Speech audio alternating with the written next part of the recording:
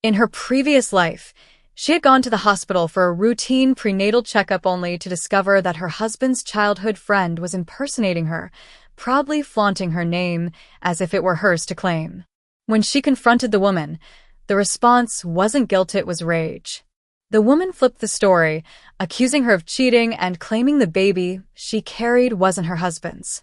Blinded by jealousy and lies, her husband locked her away with mentally unstable women, believing the imposter without hesitation. She was attacked, lost her baby, and bled for hours. She begged him, pleaded through the haze of pain and desperation for help. He didn't move. He stood there cold, silent, immovable. It was his younger brother who found her eventually and rushed her to the hospital. But by then it was far too late. When she opened her eyes again, everything had changed. Time had turned back. She was back to the moment before the wedding. And this time, she wasn't going to fall for the same sweet lies. Instead, she picked up the phone and called her father. "Dad," she said, calm and clear, "there's a woman out there using my name and making a fool of herself in public. Take care of her." Then she added, "And one more thing, I accept the engagement with the Oliver family. But I want to marry the younger brother, not him." If fate had given her a second chance, she'd make sure both Oliver and that fake heiress paid for everything they did to her. The memory cut like a blade as she was violently struck at the back of the head. Her eyes snapped open. Before she could even see who it was, the scent of blood filled her nostrils. A hot line of blood trickled down her forehead into her eyes. "Celine," a shrill voice screamed. "You think saying crazy things in front of everyone will get you out of this? Today you'll learn what happens when you mess with me. Sure, you're pretty, but compared to a real heiress like me, you're nothing." Struggling, Celine raised her trembling arms and wiped the blood from her face. Her whole body ached. She tried to stand but wobbled. Emma was already holding a wine bottle, ready to strike. Celine lifted her arms instinctively to shield herself, but the blow never came. Instead, Emma deliberately smashed the bottle against her own arm. "Ah!" "Celine, don't hit me," she screamed dramatically just as Oliver walked in. He rushed to Emma's side like a knight protecting a damsel. "Are you insane, Celine?" he shouted. "You embarrassed Emma because you're jealous that she's the real heiress? You weren't born for this life. Stop pretending others weren't either. And now you attack her? Don't think being my girlfriend gives you a free pass. As long as I'm here, no one lays a hand on Emma." As their eyes met as filled with contempt, Celine's heart went cold. She had been reborn. At this point in the timeline, they hadn't even secretly married yet. She hadn't stupidly gotten pregnant thinking love would change him. "Ow, wow," Emma moaned, holding her arm delicately. Oliver frowned and anxiously inspected her skin, searching for an injury. After a moment, he sighed in relief. "Good, no scar. I'd feel terrible if it left a mark." Feel terrible? Celine's stomach twisted. Just seconds ago, she had felt grateful for her second chance. Now nausea crept in. How could she have been so foolish in her past life? So foolish to believe Emma was just a friend. So foolish to think bearing his child would somehow make him grow up and protect their family. His faith in Emma ran deeper than blood. She remembered wanting to bring him home, hoping that being pregnant would finally make her parents accept him, even if they had always disapproved of that childhood engagement. But he had believed Emma. He had questioned the paternity of their baby. Then he had locked her in a basement and let lunatics humiliate her. Just thinking about it made her stomach churn. Celine clenched her fists, fury burning in her veins. "Celine, apologize to Emma?" Oliver barked, his voice slicing through her headache. "Are you blind?" she snapped. "I'm the one bleeding." Her face was still smeared in blood. Oliver hesitated for a split second, but Emma acted fast. She clung to his arm, tears brimming in her eyes. "Oliver," she hit herself on purpose. "I followed her eyes, saw it all. She said if she bled, you'd feel sorry for her and believe everything she says." "You disgust me, Celine," Oliver exploded, and as always, he believed Emma without question. Celine rolled her eyes. She wasn't wasting another breath on either of them. She reached into her pocket for her phone to call her dad. But Oliver, irritated that she dared ignore him, snatched the phone from her hand and smashed it on the ground. "Have I spoiled you too much?" he roared. "Apologize to Emma." Now. He grabbed her arm and yanked her violently toward him.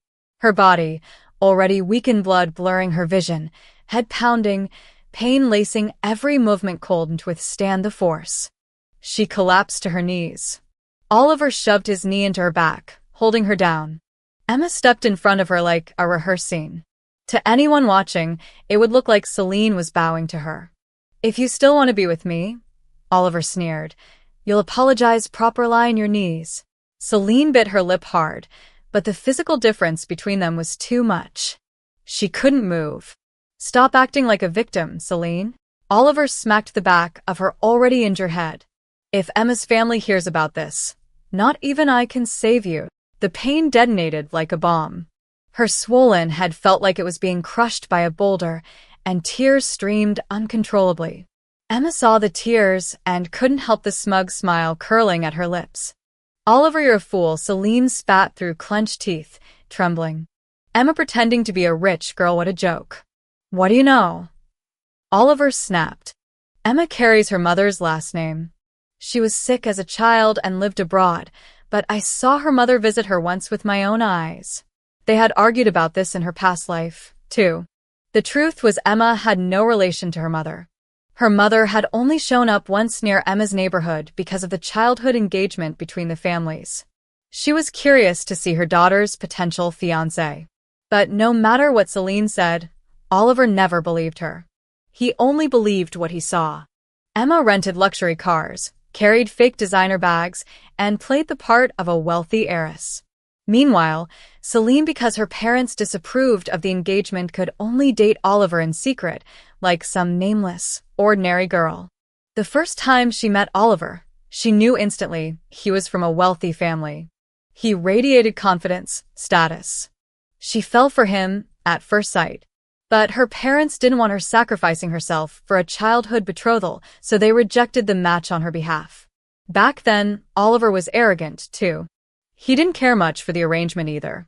Back then, even when she was with Oliver, she didn't dare reveal her true identity. She was just a shadow beside him. But then came the downfall. Oliver's once glorious family collapsed into disgrace, and in their desperation, they clung to the old engagement agreement with her family like it was a life raft. Her parents, of course, rejected the idea more fiercely than ever but told her they'd honor whatever decision she made. She remembered how happy she was then, thinking she'd finally tell Oliver the truth. But before she could, Emma beat her to it. Emma claimed she was the true heiress. And Oliver, as if grasping for salvation, clung to her without hesitation. Celine knew exactly what Emma was after. That woman had no idea Oliver's family was now ruined. She thought they were still rich and was desperate to marry into wealth. But Emma was nothing special, average in every way. She had known Oliver since school, but he never once looked at her with affection. Somehow, Emma had learned about the engagement between the families. In her past life, Celine had spent all her time trying to win Oliver's heart, too blind to see that he and Emma were exactly the same. "What an idiot," she muttered. The words slipped out before she could stop them. Oliver, perhaps embarrassed in front of Emma, looked at her with discomfort. Then, without warning, he grabbed her by the hair and shoved her face down toward Emma's feet. She fell forward, her nose nearly grazing the ground. Emma's heels sparkled with crystal flowers. She raised one foot intentionally, and the sharp edges grazed Celine's cheek like glass blades. Oliver held her tightly in place, and Emma, with a smile, dragged her shoe across Celine's face with cruel satisfaction. The pain burned through her skin. She clenched her jaw to hold back the scream, but tears streamed down her cheeks. "Don't get upset, Emma," Oliver cooed, voice soft, hands still pressing her head down. "She's not worth it." He was furious that Celine still hadn't apologized. Suddenly, the door burst open with a violent kick. "Let her go, brother." It was Sam, Oliver's younger brother. Oliver didn't even look up. Instead, he pushed down harder. Blood was still trickling down her forehead, her eyes blurry and stinging. Her vision faded to black and white, her ears ringing. "Let her go, Oliver." Sam charged forward, shoving Oliver away and pulling Celine into his arms. She collapsed against his chest, gasping for air. Her head throbbed like it might split open. The blood, the suffocation, the pounding pine drowned out everything. She couldn't make out Sam's words, but she could see his expression: panic, fear, protectiveness. In her past life, she didn't remember much about Sam. He was 3 years younger, and when she first met him, he'd reminded her of a bright little puppy, gentle, sweet, charming. Later, after she started dating Oliver, Sam had gone abroad to study. Years passed, and they never met again until now. "What are you doing here?" "This has nothing to do with you," Oliver shouted. But Sam didn't listen. He lifted her up and ran. With her head resting against his chest, she could hear his heartbeat racing, his breath ragged with urgency. "Give me your phone. I need to make a call," she whispered. "Of course." He held her steady as they entered the elevator. Without hesitation, he pressed the button for the top floor, the 100th. Like a broken-winged butterfly, she was carefully placed in a clean corner. He handed her the phone. "I'll guard the door." "Thank you," she whispered. With trembling fingers, she dialed her father. The call connected instantly. "Hello? Who's this?" The sound of that familiar voice broke her. "Dad, it's me, Celine. A woman named Emma is pretending to be me. She kidnapped me. Please come get me." "What?" "Don't worry, Celine. I'm on my way. And Celine will accept the engagement, but your fiancé will be Sam, not Oliver." She gave him the address and hung up. This time, she would make Oliver feel what it was like to have everything he ever wanted ripped away in the blink of an eye. "Stop. She's badly hurt. She needs a hospital." Sam's voice echoed through the hall. Celine looked up just in time to see Oliver brutally kicking Sam. "Idiot." Oliver grabbed Sam by the collar. "What do you know? Our family's survival depends on this marriage. As long as Emma's happy, her family will save us. Even if Celine dies right here, today they'll cover it up." He slammed Sam against the wall, then turned on Celine, his face twisted with hatred. The rooftop wind howled around them like a storm. In that moment, Oliver looked like a soulless demon. Behind him stood Emma, arms crossed, smiling coldly. "Celine," she sneered, "is it so hard to say sorry? Or do you think Emma should just endure your lies without retaliation?" Celine lay crumpled on the ground, too weak to move. Just as Oliver's hand reached out to grab her, Sam threw himself forward, tackling him to the floor. "I won't let you hurt her." Sam clung to Oliver's legs with all his strength. The Oliver family had always treated their youngest as invisible. That was what made Oliver arrogant and cruel. Sam, in contrast, had grown up isolated, his brother's constant target. He hated Oliver, but had never had the courage to fight back until now. Oliver snapped. He stomped on Sam's arm in fury. "You're nothing. How dare you interfere in my business?"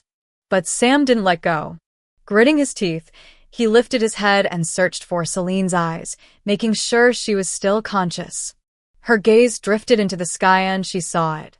A helicopter, slicing through the clouds, heading straight toward them. The roar of the blades distracted Oliver. Sam immediately moved, shielding Celine from the wind, his arms wrapped protectively around her. The chopper touched down precisely on the helipad. When Oliver saw who stepped out, his entire body tensed.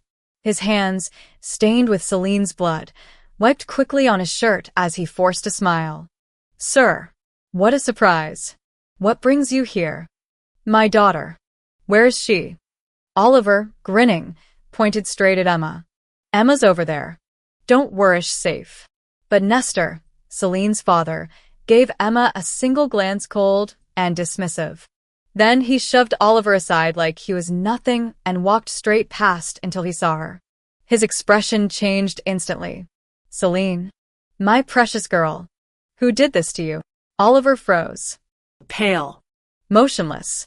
watching as the powerful man cradled his daughter in his arms like the most fragile treasure in the world. Celine looked up, lips trembling. "Dad," she whispered. And then everything went dark. When she woke up, she was in a private hospital. She didn't know how long she had been unconscious. There was an IV in her hand and bandages wrapped around her head. Her mother was sitting beside her, fast asleep, leaning against the bed. Her lashes were still wet with tears. She had just been crying. Ever since she started dating Oliver, Celine had chosen to live alone. The last time she visited home was 6 months ago, and even then, the atmosphere had been tense and uneasy.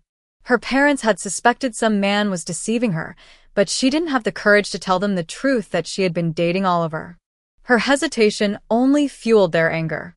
Now, lying in a hospital bed, she reached out and gently touched her mother's hair. A few gray strands near her temples pierced straight through her heart. Celine had always been fragile, her health delicate since birth.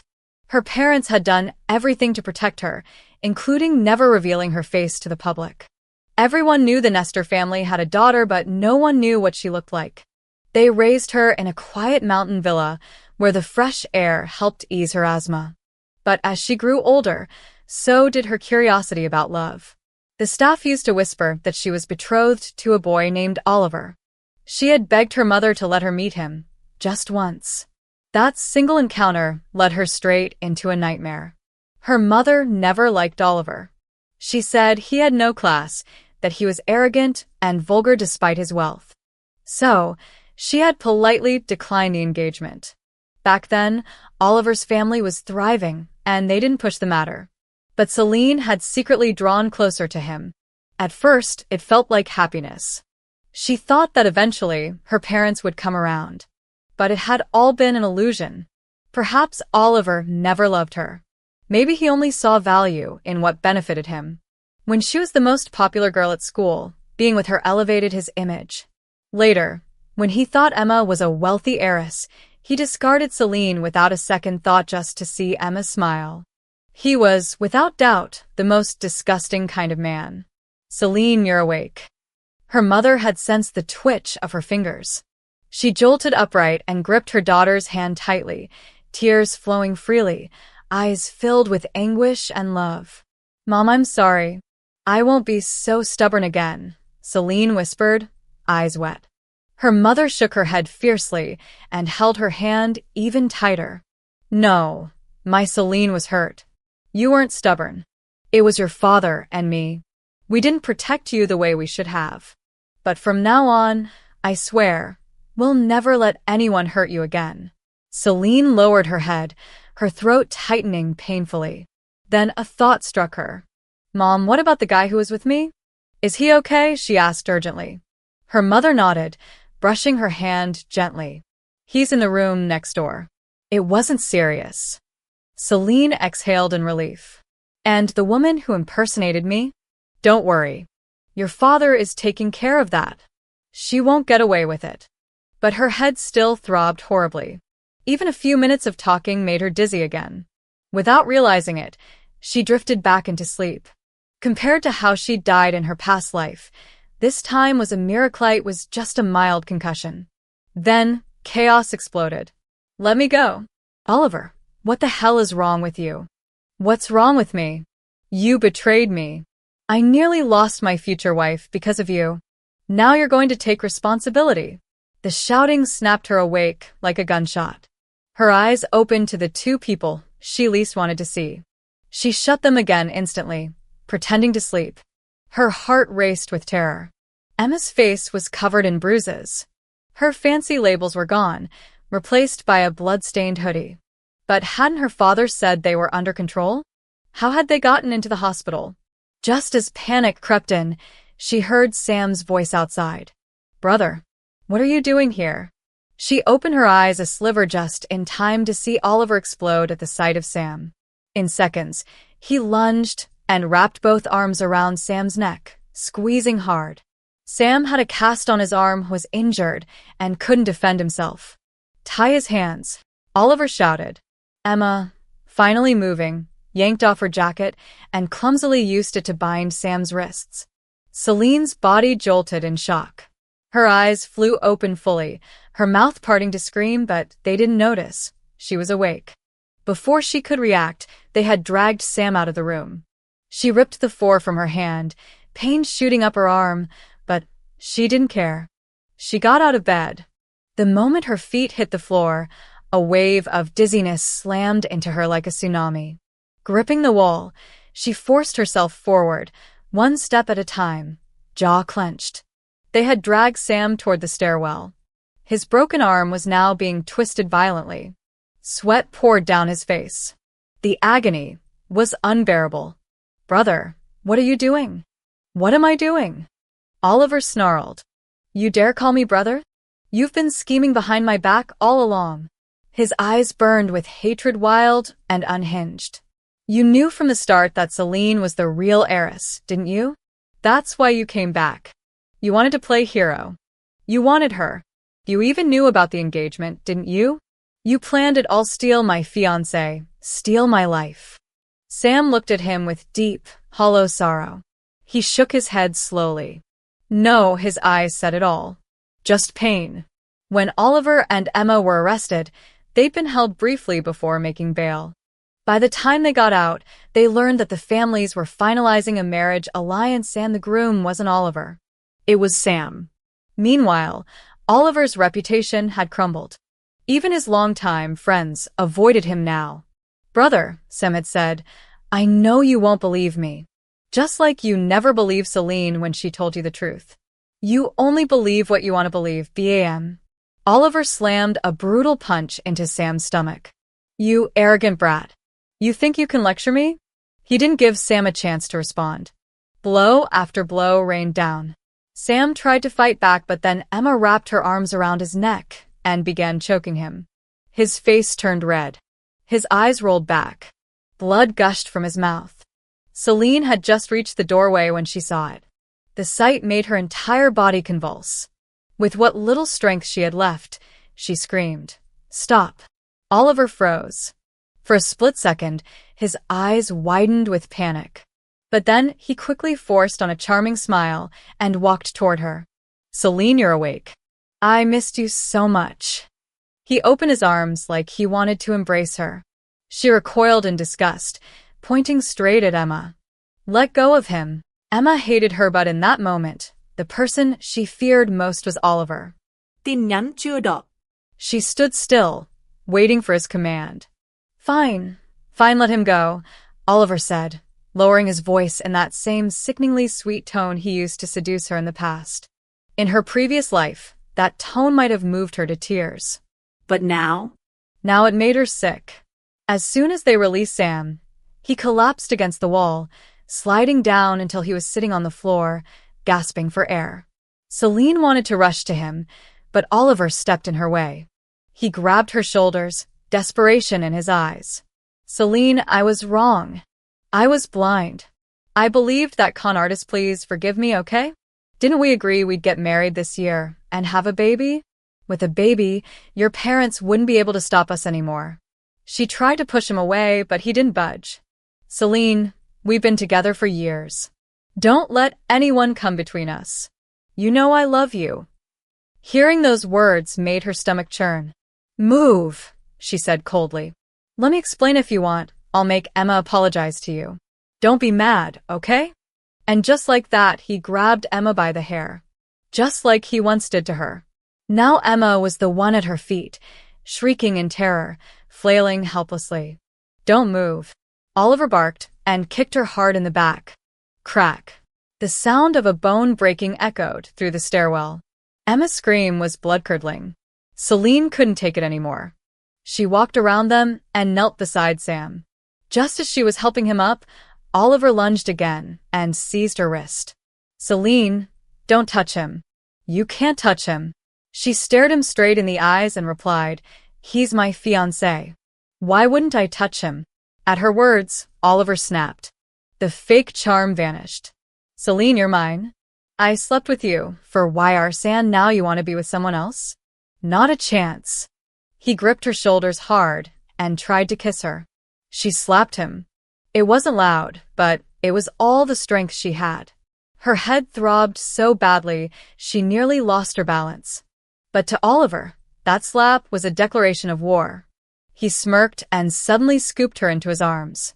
I knew you still loved me. You're just being dramatic, right? Don't be mad, baby. Let's get married right now. In this life, only I can be with you. She swallowed the bile, rising in her throat. She had to keep him under control.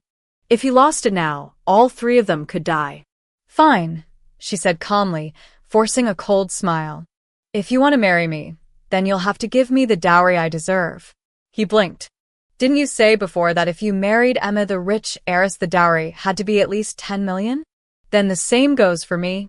Bring me that amount, and I'll ask my father to cancel my engagement to Sam and marry you instead.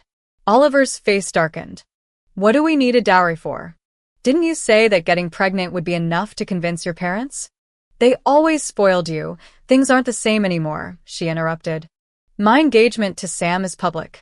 If I'm going to switch fiancés, the new man has to be undeniably better. Don't you want recognition? Doesn't it matter to you what people say? She stared directly into his eyes. Bring me the money, and I'll marry you. Her words lit a fire in him. He lifted her off the ground and spun her in the air, laughing maniacally. Perfect. Just wait till I'll do it. Her head pounded even harder from the spinning. The world blurred and tilted. Oliver, I feel sick. Take me back to the room. Of course, Celine. I'm sorry, it's my fault. I'll take care of you from now on. If anyone dares hurt you, I'll kill them. Ironic, considering he was the one who had hurt her the most. Back in the hospital room, she came up with a reason for him to leave. Terrified that her parents might show up and ruin his plan, he left with Emma in tow. Before going, he tried to take Sam with him.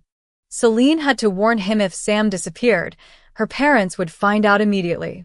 Otherwise, Sam might have ended up just like she had in her previous life, murdered without mercy. The moment Oliver was gone, she called for the doctors.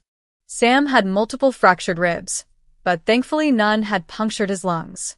After surgery, he was no longer in critical condition. But this place wasn't safe anymore. She had to move him somewhere Oliver would never find. After the operation, Sam slept for 36 hours straight. When he finally opened his eyes, his voice came out hoarse but steady. I'm okay. That was the first thing he said when he saw her. Tears welled in her eyes. She knew exactly how much it hurt because she'd felt it too. She remembered vividly how, in her past life, after being brutally violated and bleeding out, Oliver had simply walked away with Emma in his arms. Then Sam appeared desperate, crying, carrying her to the hospital. But it had been too late. The last thing she saw before dying was his face, contorted with agony. A face so gentle should never have known such pain. He tried to lift his hand to wipe her tears, but the movement tugged at his wounds, and a sharp jolt of pain made him gasp. She stopped him immediately. Don't move, she sobbed. You're injured. The doctor said it'll take at least 3 months for you to recover. His voice, low and broken, came through the pain. I'm sorry. I should have come back sooner. I should have taken you away from my brother. Then none of this would have happened to you. She shook her head. Even if you had come earlier, I wouldn't have gone with you. That's just who I am. I only learn after I've been destroyed. And this time it had hurt too much. I talked to my parents, she said. Tomorrow, they'll transfer you to another hospital. Somewhere Oliver will never find you. He shook his head slowly. I'm not going. She instinctively spoke to him like he was still her younger brother. Listen to me, okay? He stayed silent, then gently took her hand. Celine, she froze. The air between them shifted. He had never called her that before. In all her memories, he had never once called her sister, but he'd also never dared address her any other way. I like you. I've liked you since I was 18. Her mind went blank, and the tears kept falling. Sam raised his left hand slowly and wiped her tears with painstaking care. Later, she would learn that he had rehearsed that simple gesture thousands of times in his mind but never had the courage to do it. He had always watched her from afar, holding Oliver's arm. And his final wall, his last act of restraint, had been never calling her sister. He went abroad to study because he couldn't bear to watch them together. He didn't know how to say what he truly felt, but he had never forgotten her. Every month for years, he returned in secret, just to catch a glimpse of her from afar. If she looked happy, he smiled, but it hurt all the same. He buried his feelings deep within, but his love for her never faded. His eyes reddened with emotion. "But I never thought that my brother never even loved you," he said quietly. "Celine, he only ever cared about himself. Don't let him trick you again." She nodded, tears still clinging to her lashes. He looked away then, guilt and sadness filling his voice. "He hurt you so much you must hate my whole family. Even if one day you stop loving me, I'll still—" "Don't say that," she interrupted gently. "Focus on getting better. When you're healed, we'll get married." Her words left him speechless. A single tear slid down the corner of his eye. "Celine, even if you never love me, I would give my life to protect you." And in that moment, she understood everything. She finally realized why, in her previous life, it was Sam who found her in that hidden room, why it was him who rushed her to the hospital when it was already too late. He had always been there. But now, she had one priority: to get rid of Oliver and Emma, once and for all. The next day, Sam was transferred to a private hospital while she stayed behind in the same one. She needed to be there to witness Oliver's downfall. And it didn't take long. Within 3 days, Oliver appeared with a card in hand and a triumphant smile. He had gathered the 10 million. But from the moment he stepped through that door, his end was already written. His family had been bankrupt for ages. They couldn't scrape together even 100,000, let alone 10 million. So he turned to loan sharks. But to secure the funds, he needed collateral. He had nothing left except Emma. He signed a contract with outrageous interest rates. In 1 week, he would owe double. "Celine, I'm here," he beamed, handing her the card. At that moment, her parents walked in. Oliver tensed, but it was all part of the plan. They greeted him with warm smiles, praised his efforts, and made him feel like a savior. That night, he even had dinner with her father, convinced he'd won it all. Meanwhile, Celine had already left the hospital and married Sam in secret that very night. Oliver got drunk celebrating his victory. When he passed out, her father ordered his body dumped at the doorstep of the loan sharks. The next morning, a press conference was held. The world learned that Celine had officially married Sam. And the 10 million? It was announced as a wedding gift from the older brother to the groom. 6 months later, Celine and Sam held their wedding ceremony in Iceland. No guests, no media, just their family. Simple. Pure. Perfect. Oliver vanished completely from her life. When the loan sharks saw the news of her marriage, they realized they'd been played. They caught Oliver immediately and beat him mercilessly. But even after taking his money, they weren't satisfied. They stormed Celine's father's company multiple times. But the Nestor family had held power for generations not by luck, but because her father was not a man to be trifled with. The thugs quickly understood they couldn't challenge him. So they turned all their fury toward Oliver and Emma. These weren't men with mercy. With their money gone, they decided to wring every last drop from their 2 prisoners. Emma's life became worse than death. Locked in a dark room, she was forced to serve different men every day. As for Oliver, once they realized Celine's family never acknowledged him as a son-in-law, he became nothing more than a disposable toy. They tortured him daily. Not a single inch of skin remained untouched. And because he'd made so many enemies during his rise, countless people came just to settle old scores. After a few months, Oliver was no longer human.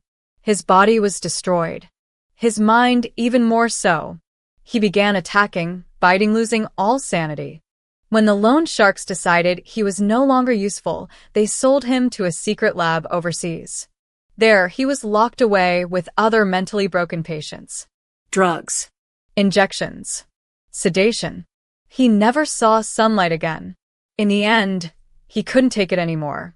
One night, he asked to go to the bathroom and drowned himself in the toilet. That was the end of Oliver. Emma didn't fare much better. After being discarded by the gang, sick and penniless, she ended up homeless, begging on the streets to survive. As for the once mighty Oliver family business, Sam took it over. Though took over was hardly the right word. It was a complete rebirth. And the seed money? The same 10 million Oliver once used to try and buy Celine's hand. Her father had offered to help, but Sam refused. He wanted to rebuild everything on his own. In this life, Celine no longer clung to love. She remained distant, guarded. Sam never pushed. He simply stayed by her side, handling everything quietly, making her laugh when she needed it most. As for children, he never brought it up. All he ever wanted was her. 3 years passed. Sam's company flourished. He was busier than ever, his face more mature, his presence more grounded. One day, as she watched him work, Celine couldn't help but ask, "You and your brother, you're nothing alike." His hand, holding a pen, froze midair. "That's a good thing," he murmured. Celine do you still before he could finish. She stepped forward, pulled his arm open, and sat directly in his lap. "Sam," she whispered, "I want to have a baby. A baby who is loved, even before they're born." His eyes glistened instantly. He wrapped his arms around her waist, resting his chin gently on her shoulder. "All right," he whispered. "I'll do anything you want." "Celine, thank you." She frowned slightly. "Thank me for what?" "For letting me be your husband. For letting me be the father of your child." She smiled, leaned in, and kissed his forehead. "In my past life," she whispered, "it should have been you all along."